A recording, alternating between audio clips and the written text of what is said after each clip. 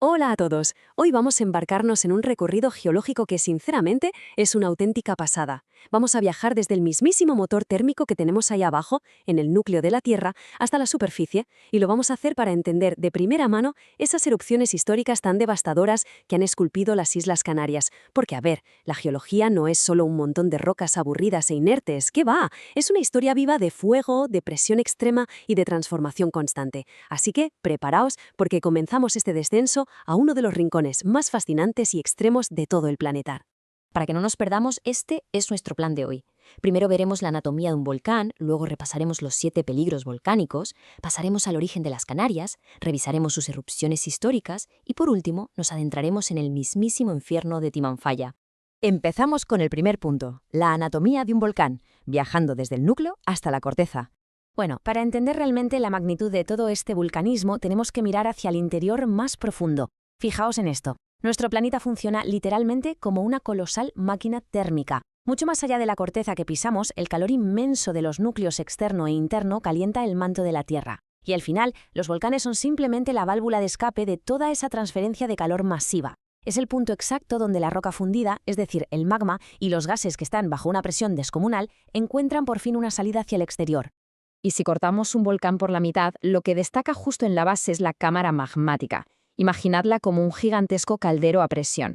Cuando las condiciones de las placas tectónicas y la temperatura son las adecuadas, este magma empieza a subir por el conducto central como si fuera una chimenea.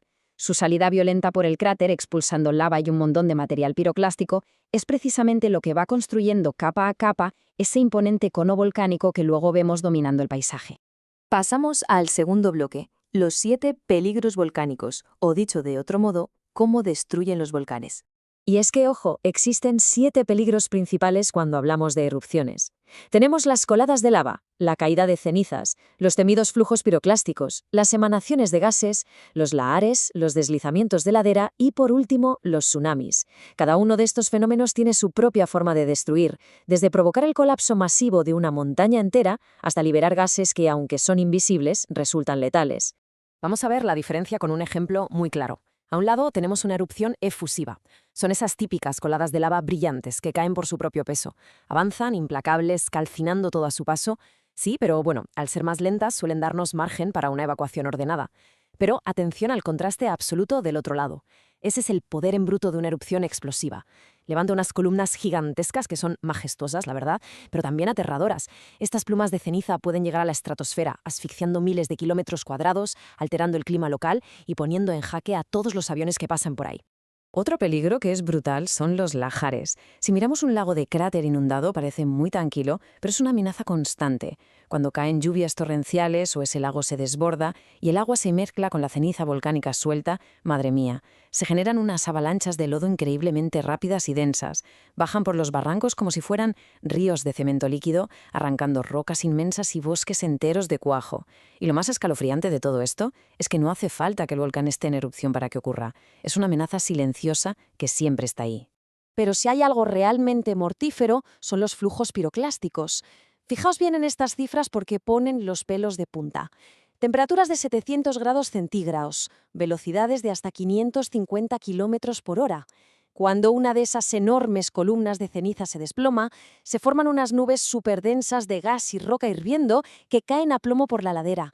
Incineran y pulverizan literalmente cualquier cosa que se cruce en su camino. De esto, sencillamente, no se puede escapar. Y ahora adentrémonos en el punto número 3, el origen de las Canarias y sus 50 millones de años de fuego. Es que el archipiélago canario tiene a sus espaldas una historia de erupciones de más de 50 millones de años. Para que os hagáis una idea, ha acumulado unos 150.000 kilómetros cúbicos de material volcánico. Una auténtica barbaridad. Y el secreto de todo esto está en una especie de freno tectónico. Resulta que hace unos 60 millones de años la placa africana chocó con Europa y frenó su rotación, lo que generó unas fuerzas de compresión colosales. Esa enorme tensión ahí abajo, sumada a que el Atlántico se estaba expandiendo, es el motor inagotable que ha mantenido el fuego encendido bajo estas islas durante eones. Pasamos ahora a la sección 4, las erupciones históricas del archipiélago. Lo que resulta súper interesante aquí es ver cómo se ha distribuido todo este fuego en los últimos siglos. Las zonas marcadas en rojo muestran la actividad volcánica histórica registrada. Y como podéis comprobar, no está repartida por igual. La furia de la Tierra se ha concentrado casi con precisión quirúrgica. Islas como Lanzarote, Tenerife, La Palma y El Hierro han sido los verdaderos epicentros de toda esta transformación constante. Sus geografías se han ido esculpiendo literalmente a golpe de erupción. Y al comparar estas erupciones, salta a la vista un contraste tremendo. Si os fijáis, las más recientes, como la del volcán Tagoro o el Teneguía, se miden en semanas o a lo sumo unos pocos meses. Pero la vista se nos va inevitablemente al fondo de la tabla. Timanfaya. 2055 días. Esto es una anomalía monstruosa que rompe todos los esquemas, y es el preludio del evento más catastrófico, extenso y prolongado de toda la historia del archipiélago. Y así llegamos a nuestro último y quinto punto. El infierno de Timanfaya, un paisaje completamente transformado. 2055 días. Pensadlo bien por un momento. Son casi 6 años completos de auténtico terror ininterrumpido. Desde aquel 1 de septiembre de 1730 hasta el 16 de abril de 1736. 6 años en los que la corteza terrestre se desgarró por completo y no paró de escupir un mar de fuego que tapó el sol y reescribió de golpe toda la historia y la geografía de la isla de Lanzarote. Y la escala de esta erupción fue de locos, porque no era solo un volcán escupiendo lava. El suelo literalmente se abrió a lo largo de una enorme línea de fractura, más de 25 centros de emisión, y todos ellos vomitando lava basáltica de forma incesante. Unas llanuras que antes eran súper fértiles, donde se cultivaban cereales, desaparecieron para siempre bajo un manto negro y pesado. De hecho, la lava llegó con tanta fuerza que se adentró violentamente en el océano Atlántico, haciendo que la isla le ganara terreno al mar. Cuando todo ese océano de piedra fundida se enfrió, nos dejó un paisaje con una dualidad geológica fascinante. Por una parte tenemos las lavas tipo AA, que son súper viscosas y formaron el famoso Malpaís. Y vaya si hace honor a su nombre. Es un terreno hostil, lleno de bloques negros, rugosos e intransitables. Y luego, en contraste total, tenemos las lavas Pahoehoe. Estas llegaron mucho más calientes y líquidas, y al enfriarse crearon unas superficies lisas que se arrugan como si fueran cuerdas gigantes. Hoy en día la mezcla de ambas le da al Parque Nacional de Timanfaya ese espectacular aspecto casi marciano. Claro, el legado de algo tan inmenso es imponente. A nivel geológico, la lava perforó la roca formando enormes tubos subterráneos, algunos de los cuales colapsaron creando los impresionantes jameos. Además, el paisaje quedó plagado de conos de ceniza y unos montículos curiosísimos llamados hornitos, que se formaron por escapes violentos de gas. Pero, no nos engañemos, el impacto humano fue desolador. 420 viviendas y aldeas enteras fueron engullidas por la incandescencia. De la noche a la mañana, el lugar y el medio de vida de cientos de familias desapareció del mapa para siempre. Y ojo a este dato porque de verdad que es sobrecogedor. Han pasado casi 3 siglos desde que terminó esa erupción. Pues bien, hoy en día, a tan solo 13 metros de profundidad en el islote de Hilario, dentro del propio parque, las temperaturas todavía alcanzan los 610 grados centígrados. Es una barbaridad. El calor infernal de la erupción más larga de Canarias sigue ahí, latente, casi rozándonos los pies. Y la razón de esta anomalía geotérmica tan brutal es muy sencilla.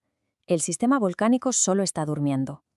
Los estudios demuestran que hay una cámara magmática residual que sigue hirviendo, alojada apenas a 2 o 4 kilómetros bajo esa costra negra de Timanfaya. Está tan cerca que irradia este calor extremo hacia la superficie, como un recordatorio constante e invisible de su inmenso poder.